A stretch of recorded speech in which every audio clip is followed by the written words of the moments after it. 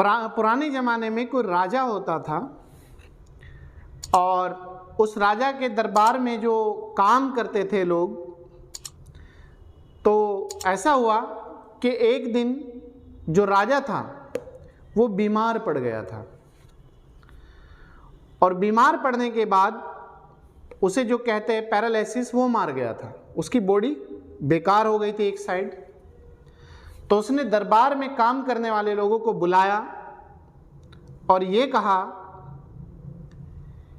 कि जो भी व्यक्ति पूरे शहर में ढोल बजवा दो, कि जो भी व्यक्ति मुझे ठीक कर दे और ठीक के साथ साथ कोई मुझे, एक पक्षी होता है कबूतर, कबूतर ला के दे दे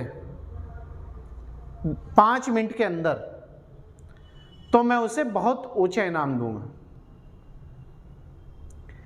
या फिर इसके साथ साथ ही एक चीज और है, एक राजा को हंस की जरूरत थी और वो हंस सिर्फ और सिर्फ जो वहां पर काम करने वाले लोग थे वो एक ही व्यक्ति के पास था।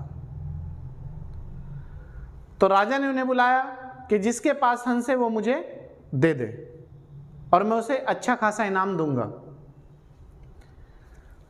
तो उस व्यक्ति का वो दोस्त था जो वहां पर उस समय था मौजूद, और जो मौजूद वहां नहीं था। तो उसने सोचा, राजा को कहा कि राजा साहब आपको हंस मिल जाएगा। राजा ने कहा कहाँ से मिल जाएगा? कि मैं आपको दे दूंगा, हंस उपलब्ध करा दूंगा। तो कोई बात नहीं, राजा ने कहा ठीक है ले आओ। तो उसके मन में एक दिन ये विचार आया कि वो जो हंस है वो मैं चोरी करके राजा को दे दो और एक ऊंचा इनाम पा लूं। इनाम सिर्फ और सिर्फ इनाम पाने के लिए वो चोरी करना चाहता था। तो ऐसा ही उसने किया। जो उसका दोस्त था उसने उसका जो हंस था वो चोरी कर कर राजा को दे दिया। राजा ने कहा कि ये कहाँ से लाए हो आप?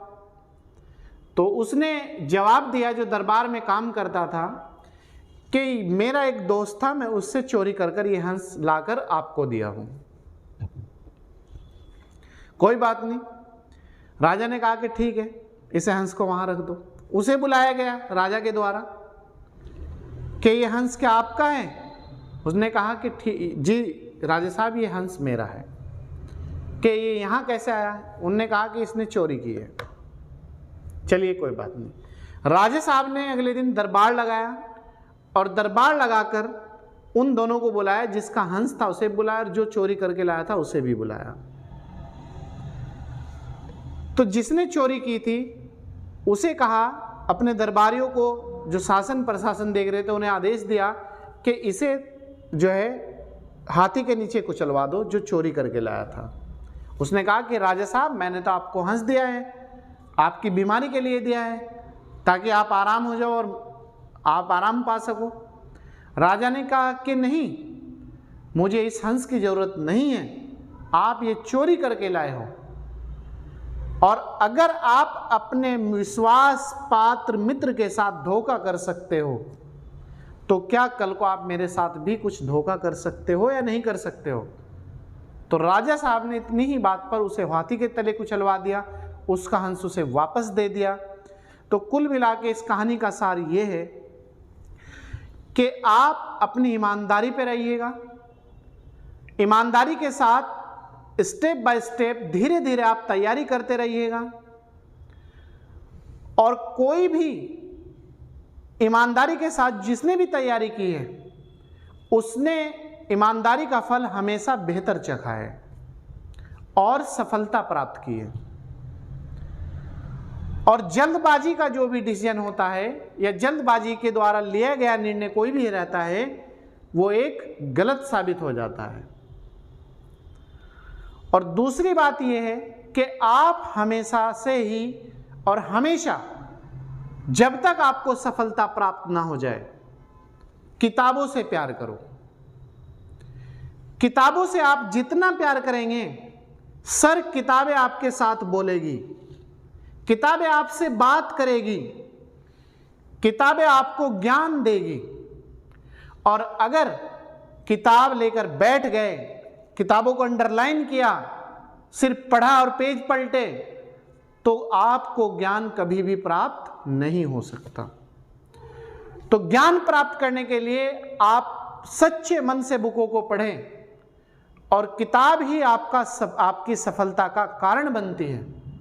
और अगर किताब को आप सच्चे मन से नहीं पढ़ते तो आपको लगता है कि हमने बहुत कुछ पढ़ा है, लेकिन जब वहाँ उसका इनपुट और आउटपुट निकालेंगे, आप जब देखेंगे एग्जाम में या आप प्रैक्टिस पेपर करेंगे, तो आपको वहाँ कुछ भी नज़र नहीं आएगा, जीरो नज़र आएगी सब चीज़ें, क्योंकि आपने सिर्फ किताबों को पढ़ा नहीं है, आपने उसके पेज पलटे हैं। आपका दिमाग सर किताब पढ़ने में है ही नहीं था। अगर आपका दिमाग किताब पढ़ने में होता तो किताब आज आपको रिजल्ट उपलब्ध कराती। तो आप सफलता प्राप्त करने के लिए अपनी किताबों से प्यार करिएगा, सच्चे मन से पढ़िएगा, और जितने भी आप सच्चे मन से पढ़ेंगे और जितना भी आप बेहतर पढ़ेंगे, इतनी ही सफलता आपके करीब आएगी। और आप हमेशा सच्चाई पर रहे, कभी भी गलत रास्ता ना अपनाएं।